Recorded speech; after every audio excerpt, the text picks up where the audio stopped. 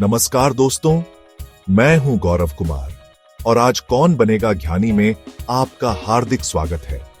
आज का विषय बहुत ही रोचक और ज्ञानवर्धक है, खासकर उन लोगों के लिए जो रामायण और भारतीय इतिहास में रुचि रखते हैं।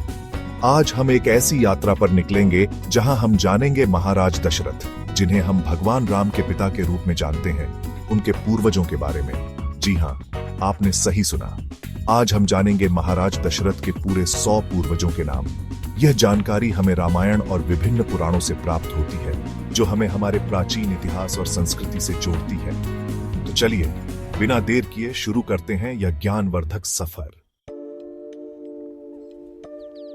सबसे पहले मनु मानव जाति के आदि पुरुष, फिर आते हैं इक्ष्वाकु, सूर्यवंशी वंश के संस्थापक। इसके बाद विकुक्षी, जो इक्ष्वाकु के पुत्र थे और आगे बढ़े।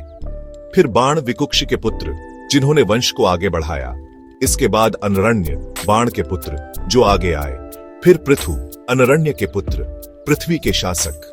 इसके बाद त्रिशंकु, पृथु के पुत्र, जिन्हें स्वर्ग की चाह थी। फिर धुंधुमार, त्रिशंकु के पुत्र, जो आगे बढ़े।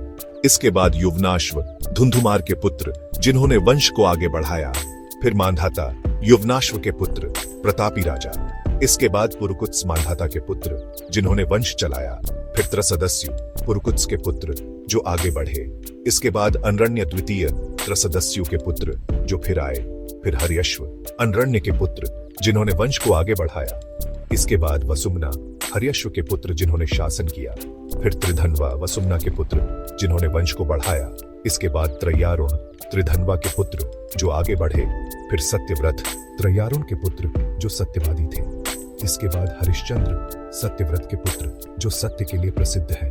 फिर रोहिताश्व, हरिश्चंद्र के पुत्र, जिन्होंने वंश को आगे बढ़ाया।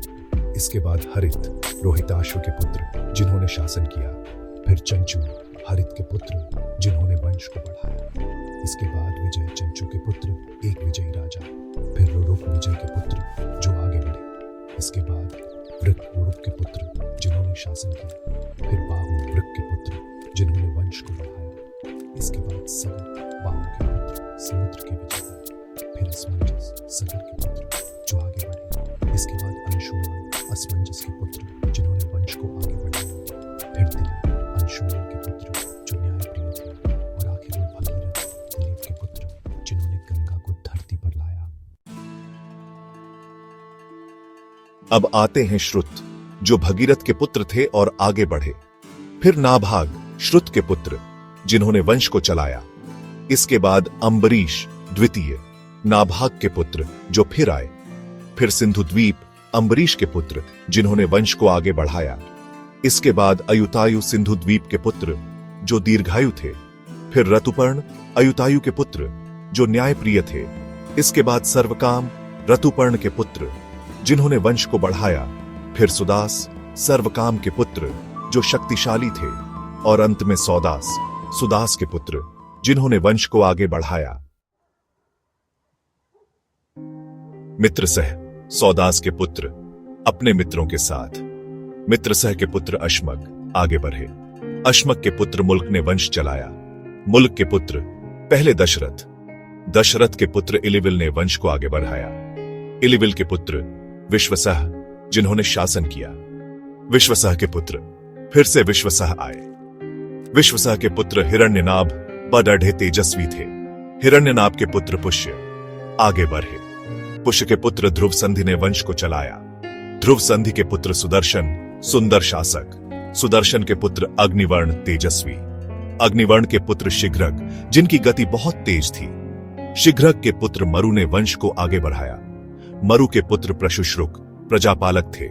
प्रशुश्रुक के पुत्र अम्बरीश फिर से आए। अम्बरीश के पुत्र नहुष, स्वर्ग की चाह रखने वाले। नहुष के पुत्र ययाति के 5 पुत्र थे। ययाति के पुत्र पुरु ने वंश को चलाया। पुरु के पुत्र विजयी राजा जन्मेजय। जन्मेजय के पुत्र प्राचीन ज्ञानी कहलाए। प्राचीन के पुत्र सम्राट बड़े शक्तिशाली थे। सम्राट के पुत्र कुरु ने वंश को बनाया। कुरु के पुत्र परीक्षित। परीक्षित के पुत्र फिर से जन्मेजय आए। जन्मेजय के पुत्र शतानीक, जिनके 100 पुत्र थे। शतानीक के पुत्र अश्वमेधदत्त, यज्ञकर्ता। अश्वमेधदत्त के पुत्र अदीर्घ आगे बढ़े। अदीर्घ के पुत्र नृप राजा, नृप के पुत्र पहले सुमित्र, सुमित्र के पुत्र वंश आगे बढ़ाते रहे। फिर सुमित्रा आए, वंश चला। फिर सुमित्रा आए, वंश आगे बढ़ाया। फिर सुमित्रा आए, वंश चला। फिर सुमित्रा आए, आगे बढ़े। फिर सुमित्रा आए, वंश बढ़ाया। फिर सुमित्रा आए, शासन किया। फिर सुमित्रा आए, वंश आगे बढ़ाया। फिर सुमित्रा आए, फिर से आए। फिर सुमित्रा आए, वंश चला। फिर सुमित्रा आए, आगे बढ़े। फिर सुमित्रा आए, वंश बढ़ाया। फिर सुमित्रा आए, शासन किया। फिर सुमित्रा आए, वंश आगे बढ़ाया। फिर सुमित्रा आए, फिर से आए। फिर सुमित्रा आए, वंश चला। फिर सुमित्रा आए, आगे बढ़े। फिर सुमित्रा आए, वंश बढ़ाया। सुमित्र के पुत्र 31वीं और अंतिम कठडिडी। तो दोस्तों, यह थे महाराज दशरथ के 100 पूर्वज, जिनके वंश में भगवान राम ने जन्म लिया। यह सूची हमें दिखाती है कि हमारी संस्कृति और इतिहास कितना पुराना और समृद्ध है। आशा करता हूं कि आज के इस एपिसोड में आपने बहुत कुछ नया सीखा होगा।